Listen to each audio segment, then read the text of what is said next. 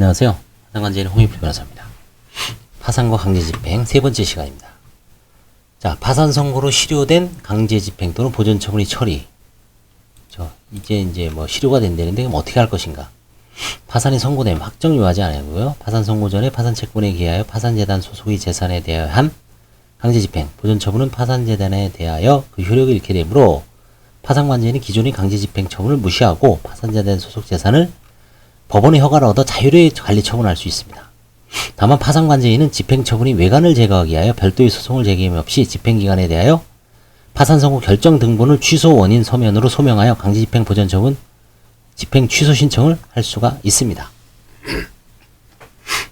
당연히 무효가 되고 실효가 되지만 무효가 아닌 실효가 되지만 외관은 제거해야 됩니다. 그래서 실효된 강제집행 보존처분이 처리를 어떻게 할 것인가? 이거는 사실 일반인들은 좀 알고 있어야 되죠. 그래서 관제인은 정확하게 알고 있어야 되죠. 보주인하고 부동산에 대한 압류가 이제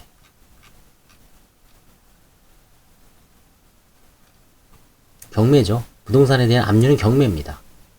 또는 가압류 또는 가압류만 담겨 있는 상태에서 들어온 경우도 있고요. 또 처분금지 가처분 등기는 집행법원이 등기 말소 촉탁에 의해 말소할 수가 있습니다. 이거는 바로 해줍니다.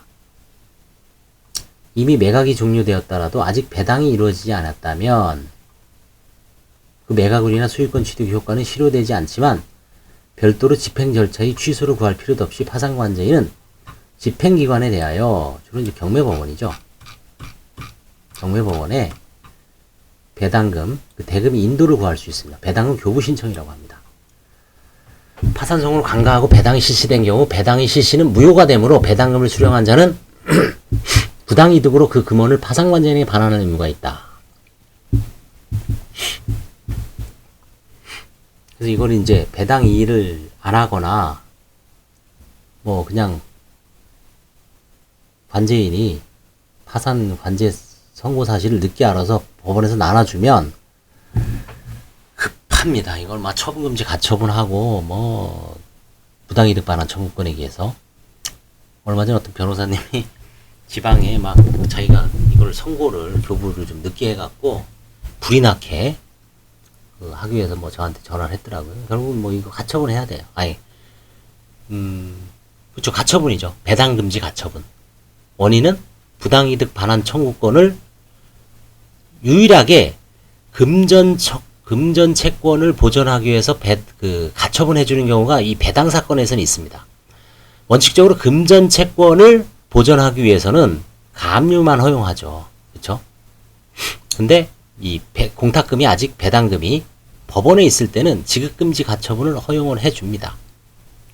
채권이지만 당사자한테 주지 마십시오. 제가 가져야 되겠습니다. 그렇죠? 그게 이제 특이한 겁니다. 예전에는 이제 사행위에서 제가 옛날에 한번 한 적이 있는데 초창기에 이제 한 15년 전, 20년 된 것 같아요. 그때 금전 채권인데 이거를 가처분을 한번 해봤더니 판사님이 해주더라고요. 그래서 그때는 엄청 그냥 연구해갖고 지금 같으면 못할 것 같은데 아무튼 파산 선고를 간과하고 배당이 됐기 때문에 이거 이제 두 가지죠. 파산 선고 사실을 관제인이 뒤늦게 알린 거죠. 이미 배당금 교부 신청을 하고 파산 선고 사실을 알렸는데 이미 배당이 나가버린 거예요. 그쵸? 법원에서도 어떻게 해요? 그 돈 나가기 직전까지만 알면은 안 해주는데, 돈을 안 내주는데, 이미 돈 나갔기 때문에 부당이득 반환 청구해야 됩니다. 한편 강제집행과 보존처분은 그 파산재단에 관계에 있어만 상대적으로 무효가 되므로 상대적 무효설입니다. 항상 별채권에 선행하는 가압류가 있는 거, 근저당권에 선행하는 가압류가 있는 경우 별채권자 입장에서는 선행 가압류가 실효되지 않습니다. 따라서 별채권에 의한 경매, 임의경매라고 보면 돼요. 임의경매가 진행되어 배당이 이루어지면 집행법원은 선행 가압류 채권자와 별채권자에게 이게 안분배당하죠. 안분배당하는 배당표를 작성한 다음 가압류 채권자에 대한 배당금은 공탁하고 요거는 관제인이 갖고 올 수 있습니다. 이 경우 가압류 채권자는 파산 절차에 의하지 아니하고는 그 권리를 행사할 수 없으므로 이 공탁금을 수령하기가 불가능하죠. 파산관제인은 가압류 채권자가 파산 채권 신고를 하여 확정되었음을 소명할 수 있는 이제 파산 채권자표 등본 또는 채권 확정 재판 등본 아니면 파산 채권자표. 파산 채권자표 등본은 이제 채권자 목록입니다.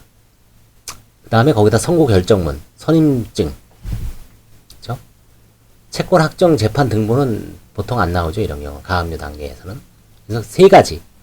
파산 채권자표 등본, 파산 채권자 목록을 말합니다. 그 다음에 파산 선고 결정문, 파산 관계인 선임증 등을 집행법원에 제출하여 이 배당금을 갖고 올 수가 있습니다.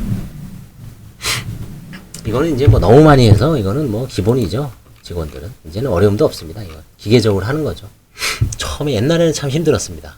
관제인 처음 낼 때 2007년도, 8년도에는 뭐 어쩌고 저쩌고 해서 참 힘들었는데 지금은 이제 뭐 관제인 직무편람 여기 지금 이런 그 다음에 법원 실무제요. 그 다음에 이런 중앙법원 실무연구에서 나온 책이 딱 있기 때문에 이걸 딱 들이대면 오케이 딱딱 돈을 주죠. 다만 요게 이제 대법원 판례죠. 가압류 채권자가 본안의 승소 확정 판결 이후 공탁금을 수령하지 않고 있는 사이에 채무자에 대해 파산 선고가 있는 경우에는 집행법원이 공탁한 배당금은 가압류 채권자에게 귀속되죠. 이미 채무가 소멸됐다. 이게 이제 정현종 변호사님이 2027년인가요? 22. 그쵸? 이 정현종 저하고 같은 변호사님이 대법원 가서 진 사건이죠. 그래서 이거는 법원 실무제에도 다 나와 있고요. 아주 유명한 판결입니다. 그래서 파산 선고 전에 가압류 채권자가 승소를 했다. 그 판결이 확정돼 있으면 비록 파산 선고 후에 돈을 찾아가더라도 그 돈은 가압류 채권자 공탁한 배당금은 가압류 채권자가 이제 귀속된다는 얘기. 관제인이 찾을 수가 없다는 얘기입니다. 이 판결 나오기 전에 이건 관제인 막 줬죠. 그 전에는. 근데 이제 관제인하고 대법원까지 가서 붙어갖고 결국은 이제 관제인이 졌습니다. 22번. 아주 유명한 판례이기 때문에 실무제에도 나오고 이제는 뭐 그래서 이제 지금은 파산 관제인도 파산 선고 전에 판결이 있는지 한번 봅니다. 가압류 채권자가 돼 있어서 그 가압류 채권자가 판결이 있으면은 그 돈 안 찾아오죠. 너가 가져라. 괜히 찾아왔다가 또 토해내야 되니까 가압류 채권자가 파산 선고 전에 확정 판결이 있는지를 심사를 해야 됩니다. 옛날에 심사 안 했죠. 왜? 다 관제인 주니까. 지금은 잘못 받아도 돈 토해내야 되니까 이제는 일이 더 늘어났지만 어쩔 수가 없습니다. 심사를 해서 판결이 있는지 없는지. 판결이 확정입니다. 항소 중이면은 관제인이 찾을 수가 있죠. 그렇죠? 확정돼야 됩니다. 대법원까지 갔든 아니면 1심이든 확정되면 끝입니다. 이런 경우는 이제 드문 게고요. 일반인들이 관심 갖는 건 이거죠. 아주 어려우신 분들. 유체동산에 대해서 이제 압류를 많이 하죠. 살림살이, 냉장고 뭐 해서 146만원 딱지가 붙어 있으면 어떻게 합니까? 그래서 유체동산에 대한 압류. 이게 이제 동산 경매입니다. 또는 이제 딱지만 붙은 가압류만 돼 있는 경우 집행관, 보관, 가처분이 이루어져 집행관이 이를 보관하고 있는 경우 파산관제인은 그 인도를 구할 수는 있습니다. 유체동산 가압류에 대해 해방공탁이 된 경우 또는 동산경무 집행관이 그 매각대금을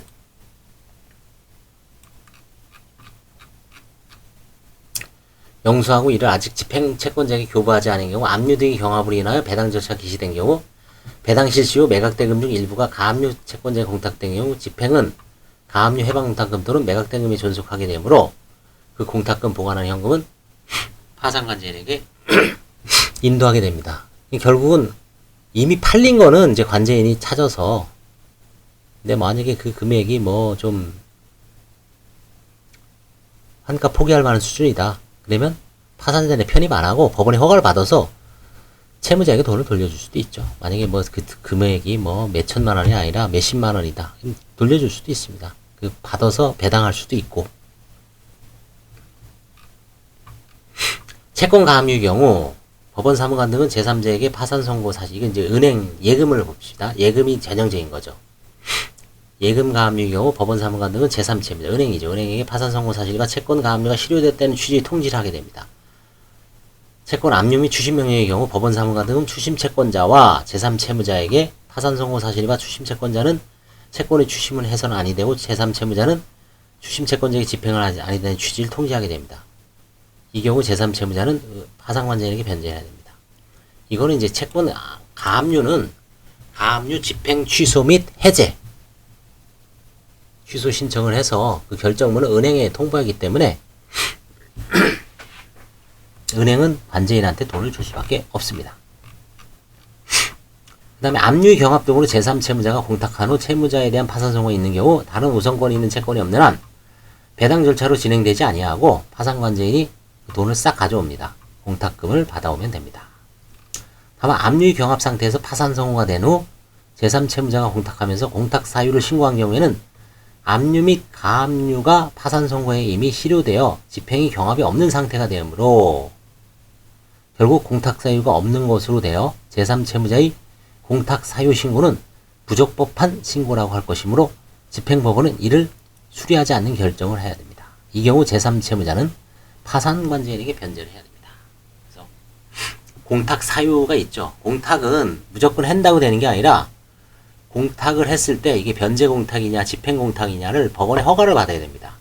그때 이미 파산 선고로 인해서 집행이 실효됐죠. 그러니까 공탁을 하면 안 됩니다. 집행법원은 이를 수리해서는 안 됩니다. 공탁 사유가 없는 거죠. 그래서 제3채무자는 바로 관제인에게 변제를 해야 됩니다. 설사 공탁 사유가 뭐 수리가 되었다 그래도 그러면 관제인한테 다시 줄 겁니다.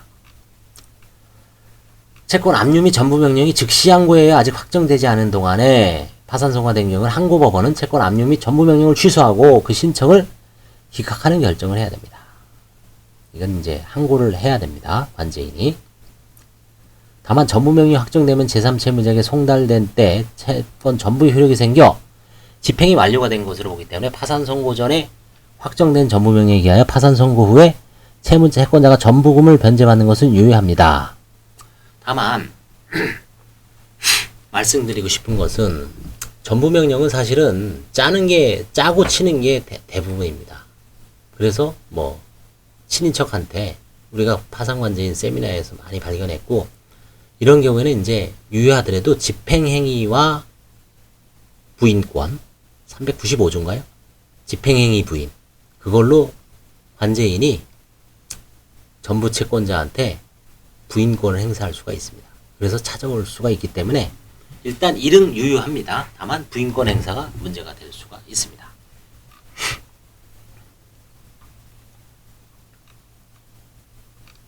그래서 이번 시간에는 여기까지.